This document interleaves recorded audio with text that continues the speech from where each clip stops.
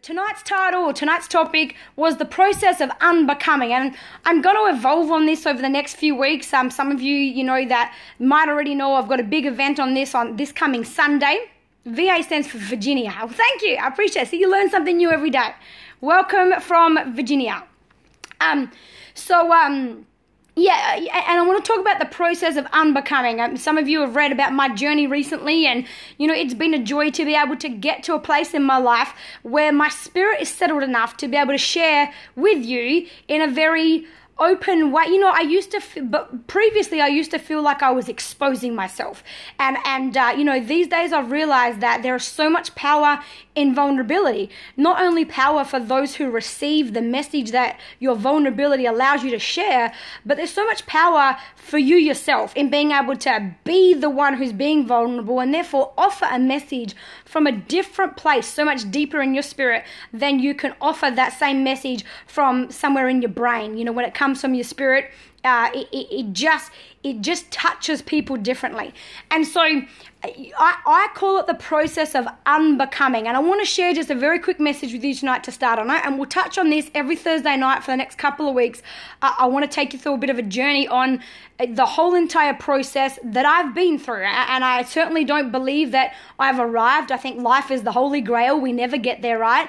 But I certainly, I do know that I have a lot of value from what I've been through, and I'd love to share that with all of you. And some of you that will be somewhere along that journey can fast track your journey. We learn two ways. We learn by our mistakes or by our mentors.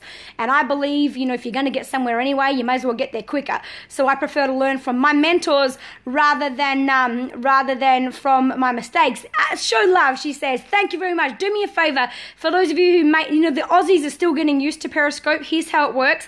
If at any time you like what I'm saying, if you're loving what you're hearing, if it's giving you value, please double tap your screen, tap, tap, tap, tap, tap. You'll see love hearts go crazy. That's how, if I was in front of you and you're a live audience right now, I would be getting feedback from you by getting you to raise your hand or getting you to enroll somehow, or you'd be clapping your hands and applauding. And obviously through a phone, we can't do that. So the way that I get feedback on whether or not I'm providing value to you and what topics to elaborate on is by the love that you show, by double tapping that screen and showing me the love. So thank you for those who do.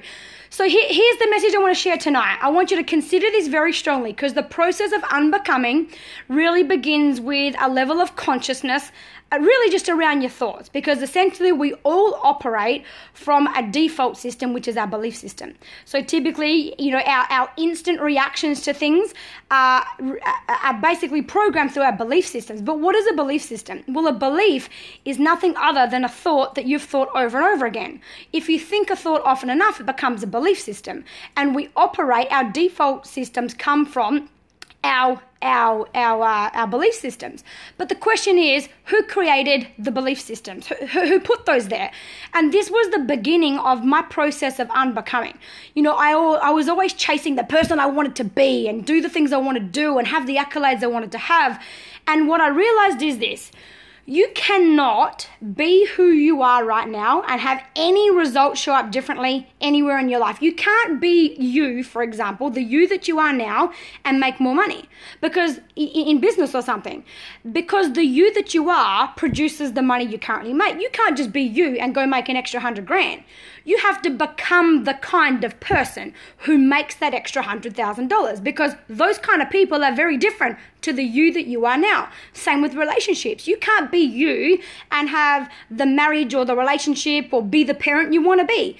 You've got to become the kind of person who just is that kind of parent, who just, it isn't even an effort to think that way or to behave that way or to have relationships like that. They just are, because they are a product of you.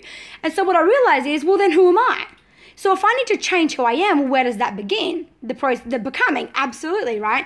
And it really, brought my attention to, well, I'm only a product of the thoughts that my entire life is nothing other than the sum total of all of my decisions that I've ever made, and my decisions are nothing other than a sum of all of my thoughts. So then my question was, well, then who created my thoughts? And so I want to just encourage you, because here's the truth, right? The way that you think right now is not your thinking. The way that you currently think right now is not your thinking. They are not your thoughts.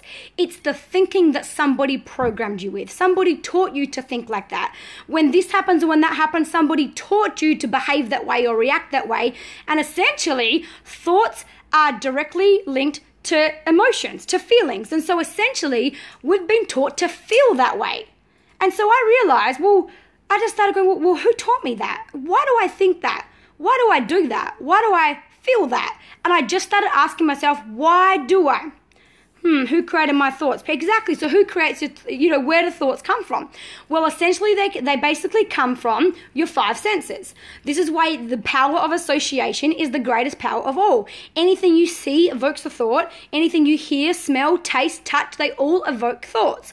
And so therefore, you've got to be very, very, very careful what you expose yourself to in the way of what you see, what you hear, what you touch, because they all evoke thoughts. And so therefore, your environment produces the thoughts that your subconscious mind will be exposed to the most often.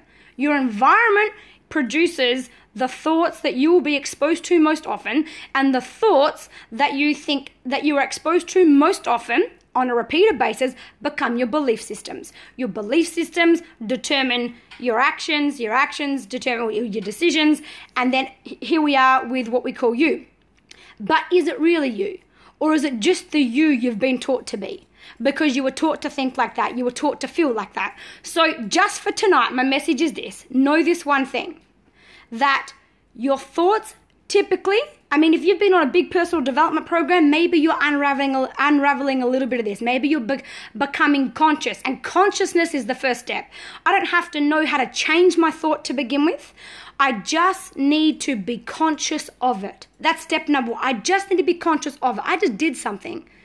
But I didn't decide to do that. I was taught to do that. I just thought something, but I'm not sure if that's my thought. I think somebody taught me to think like that. I just felt angry when somebody said that to me. But am I really angry, or did somebody teach me to get angry when somebody said those things to me? And then you realize the me that I thought I was isn't even the me that I am. It's the me I was taught to be. So, just become conscious of that. Just consciousness is the first thing. Then on the next periscope, I'm going to cover with you. So once you become conscious, what's the next step? Because here's what I'll finish on. You can't delete a thought. You cannot delete a thought. You can only replace a thought. You can't delete a thought. You can only replace a thought.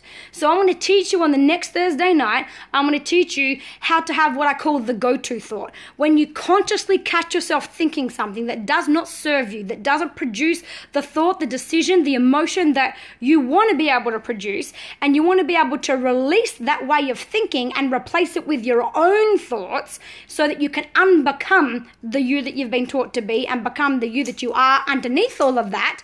I want to share with you, how do you do that? It's what we call a pattern interrupt. How do you give yourself a pattern interrupt because you can't delete a thought, you can only replace a thought. So I'll teach you how to replace thoughts and how the subconscious mind works like a filing cabinet. We can only behave according to the files that exist. But in order to add, it's not just a process of going, well, let me just go to some personal development seminars and let me just go and, add a whole lot of new thoughts and behaviors to my filing cabinet. Because your brain is going to default to the file that gets used the most often. And so what we do instead, what we have to do first of all, which I'm going to talk about next time, is how to delete some files. We have to create space first. In order to become the us that we are, we first have to unbecome who we've been taught to be up to this point. So that's my message for tonight. I'm going to stop right there. Thank you, people. Pattern interrupt. And thank you so much. Thank you, Miss Taria Avant. I love you, girl. Keep inspiring me like you always do. Thanks to all of you on the line. Thanks for all of the love. And Please go ahead and share this and share the message. Let everyone know that we're going to cover Tuesday nights. I'm covering parenting topics. For those of you who are parents, get on the line. Join me every single Tuesday night. We cover parenting topics and how to raise children that are congruent, authentic, and true to themselves, full of self-worth, self-love, self-belief, and self-esteem. And Thursday nights, we're going to cover topics like we did tonight, and we're going to unravel the process of unbecoming. This week, all I want you to do is have a conscious week, become conscious of everything. And as you depart from here tonight, I want you to leave here with courage. The courage to believe in a better way. The courage to voice what you've got to say. The courage to thrive when times are tough. And above all else, the courage to know you are good enough. Good night, everyone.